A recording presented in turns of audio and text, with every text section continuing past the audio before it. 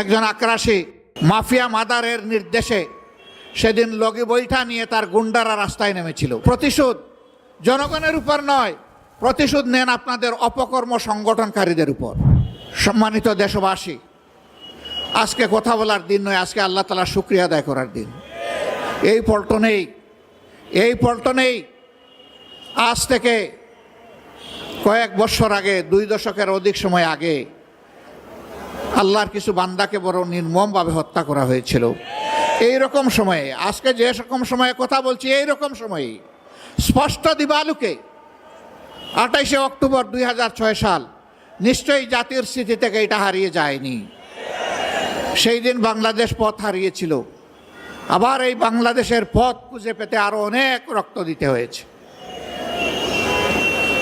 কি অপরাধ ছিল আমাদের সেই বন্ধুদের, ভাইদের? তাদের কোনো অপরাধের কথা আজ পর্যন্ত কেউ বলতে পারলো না। নিরপরাধ এই মানুষগুলোকে পিটিয়ে শুধু হত্যাই করা হলো না, তাদের নিতর দহর উপর উঠে তারা লাফালাফি নাচানাচি করেছিল। এরা কি মানুষ না পশু? না, এরা পশু নয়। আল্লাহ তাআলার ভাষায় এরা পশুর চাইতে নিকৃষ্ট। কালানাম বালহুম আদাল্ল। আল্লাহ প্রথমে বলছেন বিবেক দিয়েছি, বিবেক অনুযায়ী কাজ করে নাই। আল্লাহ বলছেন এরা পশু। আবার আল্লাহ বলতেছেন আমি পশুকে বিবেক দেই নাই, এদেরকে বিবেক দিয়েছিলাম, এরা পশুর মতো কাজ করেছে, অতএব এরা পশু নয়, তার চাইতেও নিকৃষ্ট। একজন আক্রাসী মাফিয়া মাদারের নির্দেশে সেদিন লগি বৈঠা নিয়ে তার গুন্ডারা রাস্তায় নেমেছিল। তারাই তার নির্দেশে হত্যা করেছিল। এই মজলুম পরিবারগুলো সেদিন বিচার চেয়েছিল, আদালতে বিচার দায়েরও হয়েছিল, কিন্তু ক্ষমতার গরমে সেই বিচার তারা খেয়ে ফেলেছে। আমরা কথা দিচ্ছি এই বিচার আবার ফিরিয়ে আনা হবে ইনশাআল্লাহ। এ বাংলার জমিনে আবার তাদের বিচার হবে ইনশাআল্লাহ। এর পরবর্তী পর্যায়ে শাহবাগীদের দাবিতে যাদেরকে হত্যা করা হয়েছে, খুন করা হয়েছে, তাদেরও বিচার আবার ফিরিয়ে আনা হবে ইনশাআল্লাহ। আর যে সমস্ত শাহবাগীরা সেদিন বাংলাদেশকে চ্যালেঞ্জ করে পাল্টা সরকার গঠন করেছিল, জনগণ তাদেরও বিচার চায়। অবাক! এক দেশে 2 সরকার।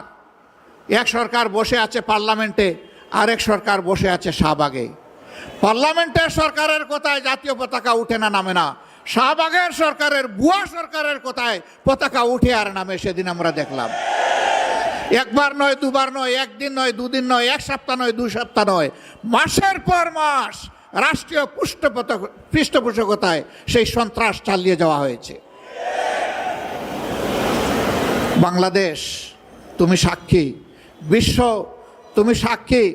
আমরা অন্যায়ের কাছে মাথা নত করিনি, আমরা অন্যায়ের কাছে মাথা নত করব না ইনশাআল্লাহ। আমরা প্রিয় দেশের স্বাধীনতা, সার্বভৌমত্ব কোনো আগ্রাসী, কোনো হেজিমনিস্টদের কাছে আমরা বিক্রি করব না, করতে দিব না ইনশাআল্লাহ। যারা বিক্রি করেছিল আজকে তারা পালিয়ে গিয়ে ওখানেই আশ্রয় নিয়েছে। তারা এদেশকে নিজের দেশ মনে করতো না, কারণ এদেশে তাদের বাচ্চা কাচ্চা বসবাস করতো না। তাদের বাচ্চা কাচ্চাকে নীরবে অন্য দেশে পাঠিয়ে দিয়ে এই দেশকে তারা সন্ত্রাস কবলিত করে ত্রাসের মাধ্যমে এই দেশকে তারা শোষণ করেছিল। তারা মূলত প্রতিশোধ নিতে এসেছিল। আপনারা জানেন কিসের প্রতিশোধ? আমি জিজ্ঞেস করি, সেদিন আপনার পিতাকে কারা হত্যা করেছিল? যারা 71-এর রণাঙ্গনে বুক চিতিয়ে যুদ্ধ করেছিল, তাদের হাতে আপনার পিতাকে নিহত হতে কেন? আপনারাই জবাব খুঁজেন। এর জন্য দায়ী কারা? কারা সেদিন ব্যাংক লুটেরা ছিল? কারা সেদিন নব্য সৃষ্টি হওয়া বাংলাদেশকে তলাবিহীন জুড়িতে পরিণত করেছিল? কাদের নেতা বলেছিল ডাইনে যাদের দিকে তাকাই তারাও ছোট, বামে যাদের দিকে তাকাই ওরাও ছোট, সামনে যাদের দিকে তাকাই ওরাও ছোট, পেছনে যাদের দিকে তাকাই ওরাও ছোট? কাদের নেতা বলেছিলেন? কাদেরকে বলেছিলেন উদ্দেশ্য করে? সেই জবাব আজকে তাদেরকে খুঁজতে হবে। কাজেই প্রতিশোধ জনগণের উপর নয়, প্রতিশোধ নেন আপনাদের অপকর্ম সংগঠনকারীদের উপর। আশ্চর্য বিষয়, তারা বাংলাদেশটাকে টুকরা টুকরা করে, বিভক্ত করে, হানাহানি, হিংসার রাজত্ব কায়েম করে পালিয়ে গিয়ে এখনো বাংলাদেশকে তারা স্থির থাকতে দেন না। তারা মাঝে মধ্যে ফোনা তুলে ফুসফাস করার চেষ্টা করেন। যেই জাতি আপনাদেরকে উচিত শিক্ষা দিয়ে তাড়াতে পেরেছে, সেই জাতি আপনাদের ফনাও একদম গুঁড়া করে দিতে পারে। এটা মনে রাখবেন। এই দেশে যোদ্ধা 2 লাখ 4 লাখ নয়, এই দেশে যোদ্ধা মিনিমাম 10 কোটি। এই 10 কোটি যোদ্ধার 20 কোটি হাত সদা প্রস্তুত যে কোনো ষড়যন্ত্র রুখে দেওয়ার জন্যে।